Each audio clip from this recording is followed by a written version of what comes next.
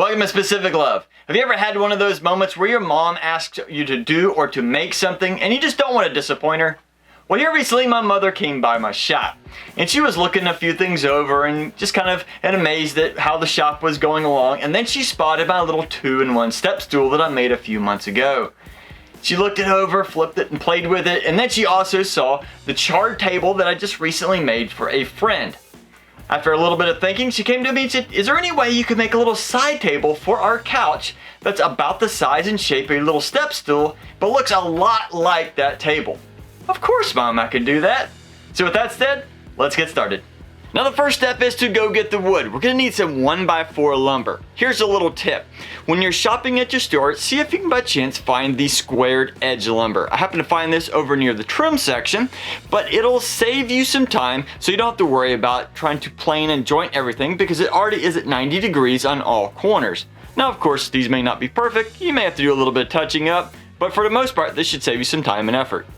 Now let's sketch a quick drawing of how I would like this to look, and I'm gonna have the main top piece and 2 lower shelves. And to do that, I'm gonna have to join several pieces of this wood. So let's get cutting. Now the top of the table is gonna be 17.5 inches square, but I'm actually gonna make the first cuts at 18 inches. And the reason why is once I get everything glued together, I wanna make sure I can go back and trim off the ends to make sure they're nice and straight.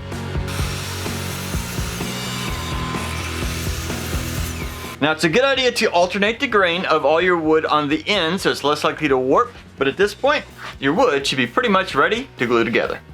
But before I glue the top together, I'm gonna cut down the pieces for the 2 shelves. Again, I'm going to give additional 1/2 inch of length so that I can trim it down later to make sure they're exactly right. So in this case, these will be at 16 inches. And there's a good chance when you're cutting across the grain, you're gonna get all these little burrs and fibers sticking up. We're gonna need to take some sandpaper and just knock those down so they don't cause problems later. Now I'm gonna be using a biscuit joiner to assemble the top. You do not need one of these tools to assemble it. It just will help me align everything a little bit quicker.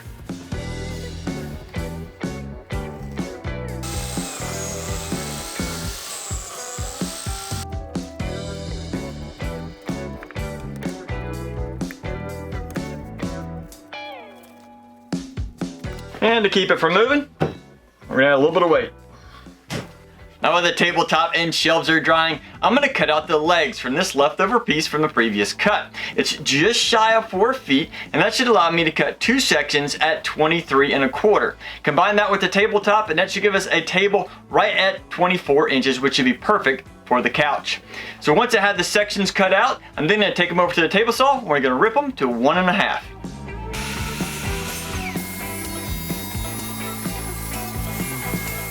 Now that we have the legs cut out, I need to actually cut out an apron that's going to go around the bottom of the tabletop. Just to give it a little bit more strength and to look a little bit better. But we don't want it to be too thick and too bulky.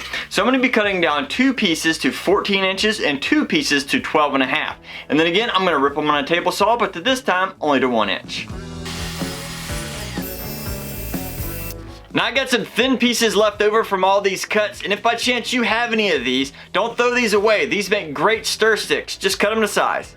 Now that we've given the tabletop and the shelf some time to dry, we need to go back and remove some of this glue squeeze out. So I'm just gonna take a basic chisel, and we're gonna carefully go across each of these seams. We just wanna make sure we get as much of the glue as possible without damaging the wood. And now it's sanding time. Who doesn't love a bunch of sanding? Well, me for one. All joking aside, we need to take a sander, whether it's a hand sander, orbital sander, drum sander, whatever you have, and go over to the table and shelves and make sure to remove any existing glue that might be still on it, or any knots or any rough spots. We're gonna make this nice and smooth. Now you might remember from earlier that we cut the boards for the shelves and the top about a 1/2 inch too long. And that is so now that we have everything glued up, we can go back and clean them up by trimming off about a 1/4 inch off each side. To do that, we're going to use a straight edge and a circular saw.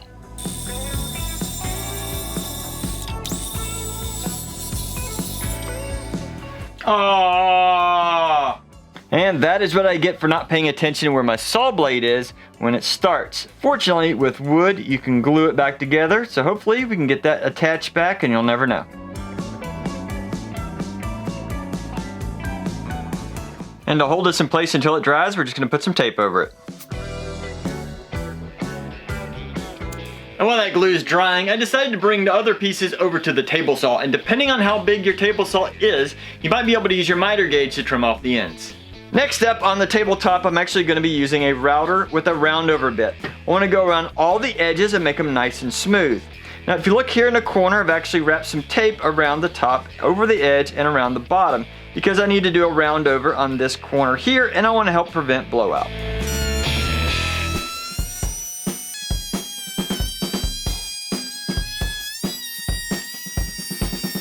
Now I've temporarily set up the legs on the bottom of the tabletop just to make sure everything aligns correctly and just to see how it looks. Now I'm going to be attaching end grain to side grain of the legs, and that's not going to be a very good connection if you're just going to use wood glue. So I'm actually going to use some pocket screws on the inside so you don't see them. Now if I just had the tabletop and the legs, these little screws going into it would not be very strong. In fact, it'd probably break off relatively quickly. But since I'm going to have the tabletop and two other shelves with those three connections with screws all together, this should provide pretty good strength. Now when we're assembling here, we want to make sure we have the 12.5 on opposite sides and the 14 on opposite sides, and that's to compensate for the additional length over the width of these legs. Now I've prepped everything so I can do this quickly. We're going to add a little bit of glue here on the ends. Not much. In fact, that's probably way too much. And put that down, and then we're going to use some of this on the other side. Then we're going to use some spacers here to keep from messing up the ends of the wood. We're going to temporarily clamp this together so that we can get an accurate setup here when we're screwing it together.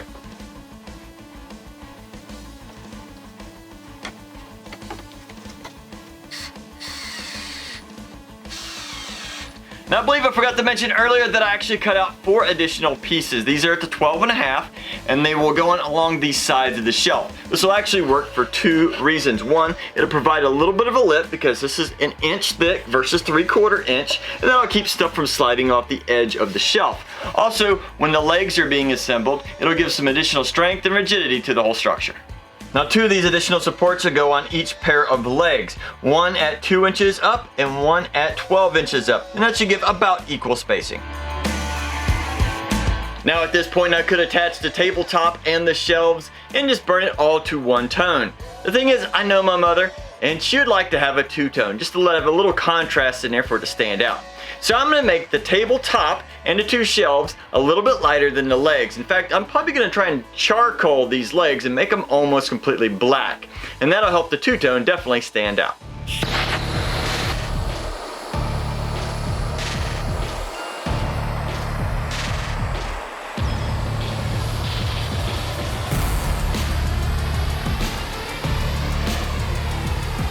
Now that I have the wood burned to the perfection, I'm thinking that the original idea of only using glue on the outside might not be the best idea, because the way I burned it, some of that glue might not penetrate all the way into the wood. I'm still going to add glue, but I think I'm going to add a couple additional pocket screws on each side, and that should secure it in place. Now before I install the shelves, I want to install the top. But I have a feeling there might be the same issue with the glue possibly not fully adhering through the burnt wood.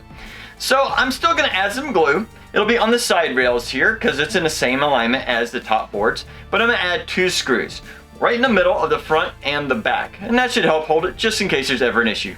Plus, you won't see them when it's being used. Now I use a brad bit so that I could recess the hole. That way I can use a pocket screw to get it way down in there. Now I'm balancing everything on a 2x6. That way once I have it glued, I can get in here with clamps and have plenty of room.